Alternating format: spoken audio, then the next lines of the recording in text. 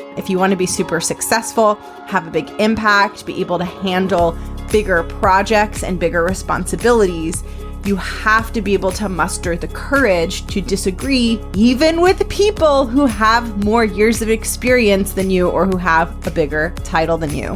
One of the ways that you break down and dismantle imposter syndrome is by taking the actions that the imposter syndrome doesn't want you to take. And one of those actions is assertiveness. Welcome to The Art of Speaking Up, a podcast that helps professional women access the limitless potential that lies within them. I'm your host, Jessica Guzik, and my mission is to help you find that spark inside you that has the power to transform your career in ways you may not have thought possible. I'm so excited that you're here. And now, on to the show.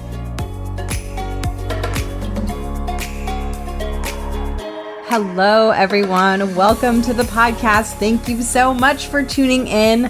I am Jess. I am the host and creator of this show, and I am also a career coach. I support my clients and I support you as part of the community of women who listens to this podcast in building confidence, finding your voice, and becoming a very powerful leader. I started this show because I am on a mission to help women advance into leadership more quickly and really thrive as leaders in the corporate space, because I had a corporate career and I struggled a lot with self-confidence.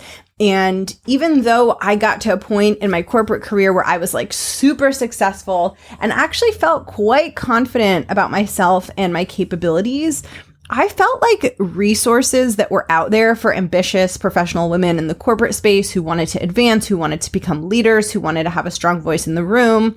I felt like the resources that were out there for those types of women were very disappointing. Like I couldn't find any books or podcasts or resources that really inspired me and got me feeling fired up. Everything was either really dry and boring or really condescending or felt like oversimplified. None of it was resonating with me at a deep soul level. And I started this podcast to fill a void that I was really experiencing. Because I figured, okay, if it doesn't exist out there and I'm complaining that it's not out there, it's time for me to do something about it. I have a perspective. I have things I want to say. I have things that I want other professional women to know. And so why don't I just go ahead and fix this huge problem that I see? And that was a huge catalyst that led to the creation of this show. So welcome. That's a little bit of my story. I am really excited about today's episode because it's on a topic that I struggled with so much personally in my corporate career. I think this is a very, very challenging topic. And this is continuing on the thread of conversation that I started on last week's episode on the topic of assertiveness.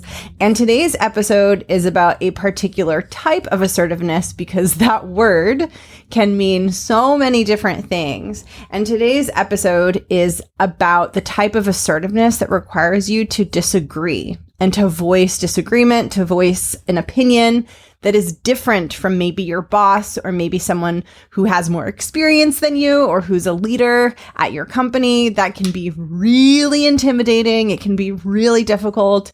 I know it can feel so tempting to just agree with someone because they're in a position of authority and power, even when you think they're wrong and even when you have a different perspective or opinion. And today's episode is all about that specific situation and helping you navigate that situation, because it's actually incredibly important that you learn to do that. If you want to be super successful, have a big impact, be able to handle bigger projects and bigger responsibilities, you have to be able to muster the courage to disagree, even with people who have more years of experience than you or who have a bigger title than you.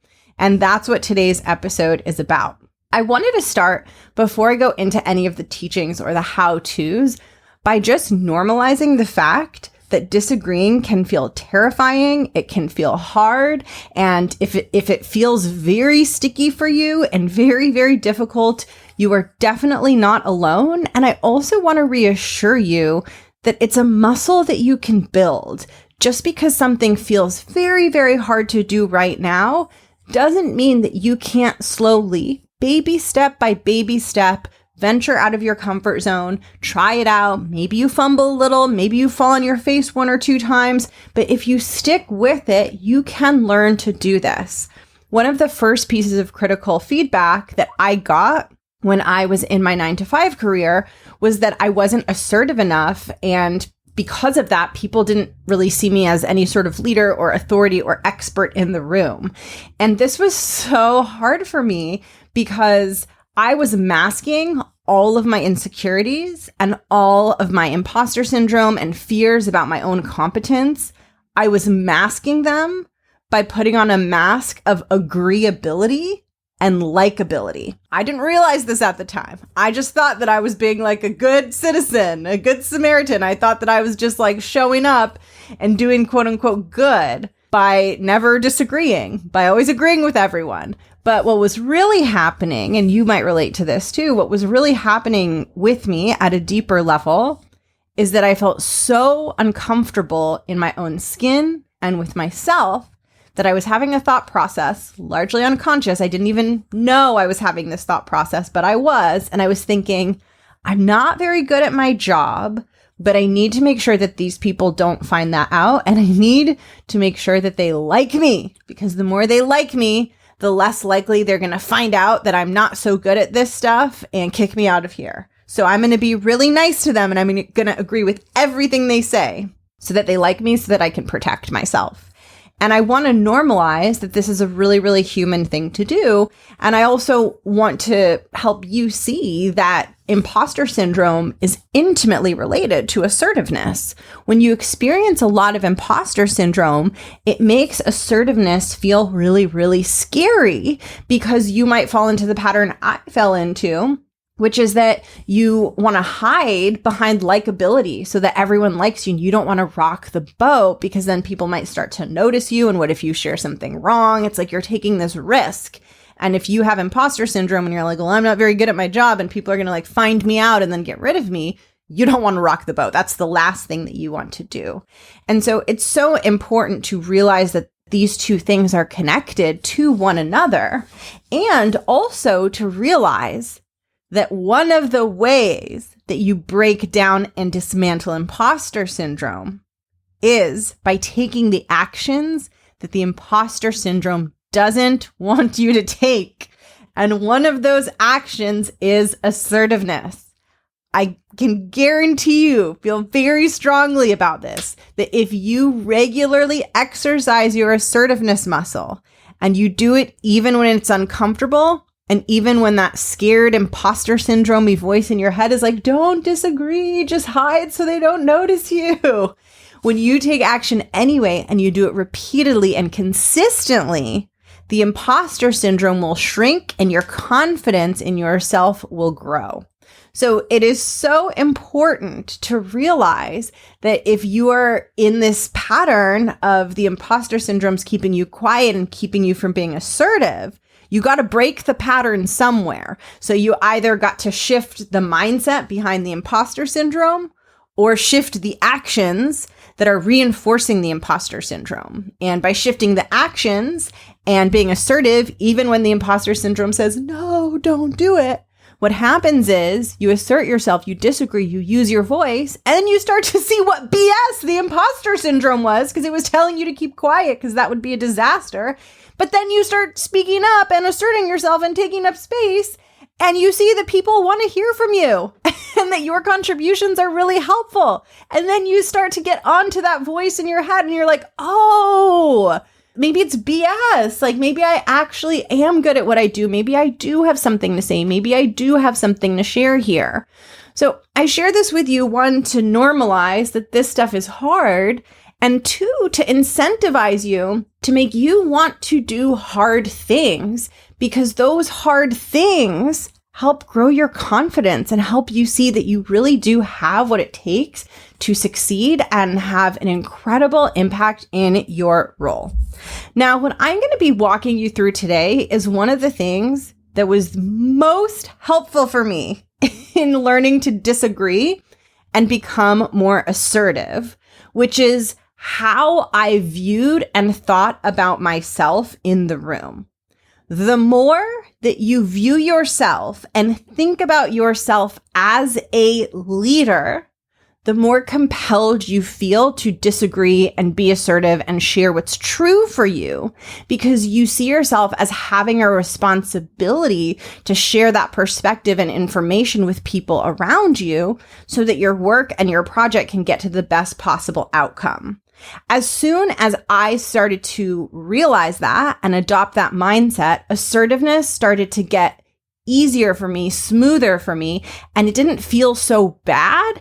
And it helped me command respect from the people around me. So when I speak about assertiveness, a huge part of it is the mindset piece. Your confidence and how you feel about yourself inside of your heart and soul and being is going to impact your relationship with assertiveness. And as you feel stronger internally and more confident in your capabilities, your leadership, your perspective, it becomes much easier to fall into a more natural, assertive voice. This is why assertiveness, when I teach it inside the Art of Speaking Up Academy, the Art of Speaking Up Academy, it's a 6-month program. And 2 out of those 6 months, so a third of the program, content, curriculum, and session time is spent on the topic of assertiveness because it's such an important skill to cultivate. And almost half of that time is not me in the academy teaching people the tools and frameworks for how to handle disagreement and how to powerfully assert yourself in a difficult room or a difficult conversation. But a huge part of how I teach assertiveness inside the Art of Speaking Up Academy is the mindset piece, because assertiveness flows when you see yourself as a leader and when you feel more confident. So what I'm hoping to do today in this episode, and what is core to my philosophy around assertiveness, is not just to tell you this is how you disagree and this is how you navigate the conversation, but is to help you see yourself as a leader so that the assertiveness can naturally flow out of you. So we're going to use an analogy today. And I know I hear from you all the time that you love the analogies, which makes me so happy because my brain literally just works in analogies. The easiest way for me to understand something is through an analogy. And I have the perfect analogy for today's episode. So remember, we're focused on a very specific kind of assertiveness, which is when you disagree with someone. And I specifically like to focus on when you disagree with someone like your boss or someone who has more power or authority than you, because that is the hardest time to disagree. It's easier to disagree with a peer or someone who reports to you.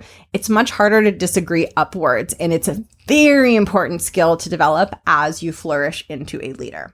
But I want to remind you and encourage you to listen to the episode before this one, where I laid out the assertiveness scale and the different levels of assertiveness, because what I'm touching on in today's episode, disagreeing, is only one part of the puzzle, but it's a very important part, and so we're diving deep into it. So here's the analogy. I want you to think about and imagine that you are going to have surgery, okay? Let's pick, gosh, this analogy is going to get scary. I want the analogies to be pleasant, but sorry in advance. This is going to be a scary analogy. Let's say you're going to have heart surgery. So I want you to imagine you are having pre-meetings with the surgeon to learn about this surgery. Oh my God, this is getting so real so fast. I didn't quite intend for it to be this way, but we're going to go with it because it's going to help. It's going to help you learn this. So you're having a session with the surgeon and you say, hey, surgeon, I have a full-time job and I'm expected to be there every day. And so I'm hoping that my recovery time from this surgery isn't too long. I need to be back in my job in no more than a month. I can't take more than 30 days away from my job. Now, I want you to imagine that the surgeon says to you, I understand, I hear you, but you're going to have to take a full 90 days. You're going to have to take 3 months before you can go back to your job. Now, when the surgeon disagrees with you, you're probably not going to say, but like, can you just make it happen in a 30-day recovery time? Because you're freaking having surgery and you trust that this surgeon knows what's best for you. So while you might want to be back and ready in 30 days, if the surgeon says, no, this is going to take 90 days, you're probably not going to push back a ton. And you're probably not going to be like, ugh, I can't believe the surgeon is not agreeing with me. I can't believe they're voicing a different perspective. Now, why is that? The why behind this is so important. Why are you willing to accept that disagreement? There's two reasons. One is because the surgeon is an expert and an authority on the topic that's being discussed. And two, because the surgeon's recommendation actually has your best interests in mind. The surgeon is solving for what will allow you to experience a full recovery. So while you might disagree with the surgeon, because they care about your health and because they know way more about this than you will probably accept their suggestion, figure out a way to make it work, figure out a way to get the time off, and go ahead and move forward with what they're telling you to do. Now, the reason that I share this example is because it's an example of disagreement. The surgeon is disagreeing. They're saying, no, we're not doing 30 days. We're doing 90 days. It's an example of disagreement. However, as the recipient of the disagreement, you are willing to go along with it. And when you disagree with others in a professional setting, that is the same outcome you are trying to achieve. You are trying to disagree in a way that creates a buy-in and in a way that garners respect and has people seeing you as a leader and as an authority. Here's what I want you to think about. When it comes to the work that you do, the projects that you do, the pieces that you are responsible for in your day-to-day job, you are the surgeon. You are the surgeon of your job. Now, you might not be cutting people open, although actually some of you are doctors. So there might be a few of you listening who are actually cutting people open. But I know for the majority of you, you might not be cutting people open. But just like a surgeon knows the ins and the outs of the human body and the tools and the details and the process and all, they have so much knowledge in their minds that helps them do that. You are the same with your work. You know the details and the process and the pitfalls and the tools and the timelines. You have a ton of knowledge, except instead of holding a scalpel, and I don't know, what's another surgeon tool? Instead of holding some metal surgeon tools, maybe you've got your Outlook calendar and your project plan and your PowerPoint document, right? But I want you to think of yourself like a surgeon with your tools and your knowledge and your process, except instead of operating on a human, you're just operating on your work projects and your assignments, okay? So this means that if someone comes to you, the surgeon, for example, let's say your boss, or you're in a meeting and someone comes to you, the surgeon, and says, hey, I think we should get this project done in 30 days. And you, the surgeon, are like, no, that's not enough recovery time. The patient is going to bleed out and have a very unhappy ending if we try to rush this. Just like the surgeon would think that, you have that same knowledge about your work. So when someone shares a suggestion and you disagree because you know there's a better way to do it, or you know they're not seeing an obstacle, or you know there's a better path to the same outcome, or maybe even to a better outcome, what you are doing is you're stepping up as the surgeon and helping them see the perspective that only you have, because you are the only person who is as close to the details of your projects as you are. So you are the only person that has the knowledge at a deep enough level to make certain judgment calls about your work. But the problem is, one of the reasons why you might not be disagreeing freely is because you're not viewing yourself as a surgeon. You're viewing the people around you who have more experience than you as the surgeon, the expert, the people with all the tools and the knowledge, but they don't have as deep tools and knowledge about your work. You are the surgeon. You know the timeline. You know what's best for the patient. They don't know. They can't know that unless they're as close to the day-to-day details of your work as you are. And if you were a surgeon and a patient came to you and said, I want to be out of recovery in 30 days, you would not be like, okay, that's a great idea. You'd be like, hell no, that's not going to work. And here's why. Because you have their best interests at heart. So when someone comes to you and says something that's not going to work or tells you to do a project in a way that's not going to work, you are holding their best interests in mind when you disagree. You are being the surgeon that is not going to allow the patient to have a recovery time that is way too short. And what's so important in all of this is it's not just that you're fighting for the better outcome, but it's that you're fighting for the better outcome from a perspective of knowledge and expertise that others don't have. So they need you to fight for the better outcome because they can't fight for it because they don't know all of the information that you know. So this is so important when you are working on something. It's something you know about. It's something you're familiar with. And people are sharing opinions or encouraging you to go in a direction that you know doesn't work.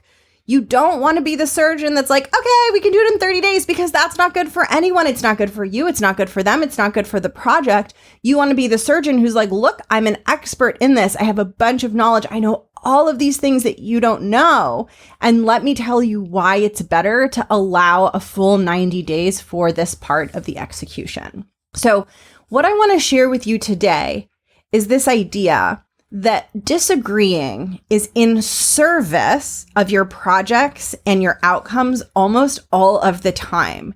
You're usually not doing your boss, yourself, your projects a service or a favor by just agreeing with everything that's suggested. Assertiveness is for the mission of the work, for the success of the work. It helps get the outcome.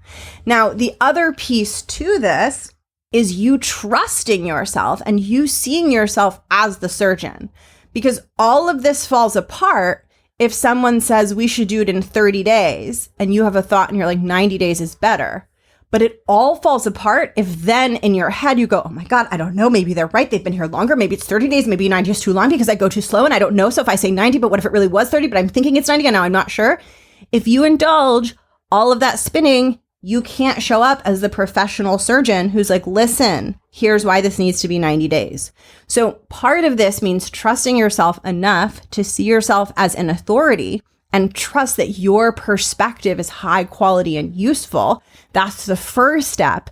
And then the second step is to voice the disagreement. So what I want you to take away from this episode is that one of the most important ingredients in disagreeing in a way that is effective and positions you as a leader is having the mindset of someone who's an expert, who sees themselves as a leader, who sees themselves as the head surgeon, and recognizing that because you hold that knowledge and expertise, it is actually your responsibility and in the best interest of the project for you to voice disagreement. What this really distills down to is that by disagreeing, you are not doing something bad, you are doing something good. I really want you to let that sink in as deeply as you can. When you're disagreeing, you are not doing something bad, you are doing something good. I would argue that when you don't ever disagree, you are doing something bad. That is not good for the work and that is not great leadership. So voicing your actual opinion and leading to a better quality of execution for what you do, that is something good. And that is what I want to encourage you to do. Thank you so much for tuning into today's episode. If you want to go deeper into your journey of finding an assertive voice, which I recommend you do, because when you get stronger at doing this, you can have such a big impact on the work that you do, and you really help people see that you're a leader. If that is something that is super important to you, get on the waitlist so that you are first to find out when I open up doors to the Art of Speaking Up Academy. Like I mentioned, we spend 2 out of the 6 months working on assertiveness, not just the tactics. I teach you the frameworks. I help you understand how to navigate a tricky conversation when people are disagreeing. But it's not just that. We get into the mindset and help you sort through some of the fears and the ick and the imposter syndrome that might have you putting on that mask of likability and agreeability, because ultimately you'll have to learn to take off that mask so that you can have a strong voice of a leader and so people can see you as a leader. That is a huge focus and something that gets me so fired up about the Art of Speaking Up Academy, because I love supporting women in taking up space and have the courage to disagree in a way that actually positions them as a leader, not in a way that repels people around you, but in a way that has people like nodding their heads and respecting you and deferring to you. That is what I want you to build. That is what will propel you into executive roles. And that is what we work on inside the Art of Speaking Up Academy. I will drop the link to add yourself to the waitlist for the Academy below. The next cohort is going to be opening in the spring, so make sure that you're ready for it. I hope that you have a beautiful, beautiful day, and I will catch you in next week's episode. Bye!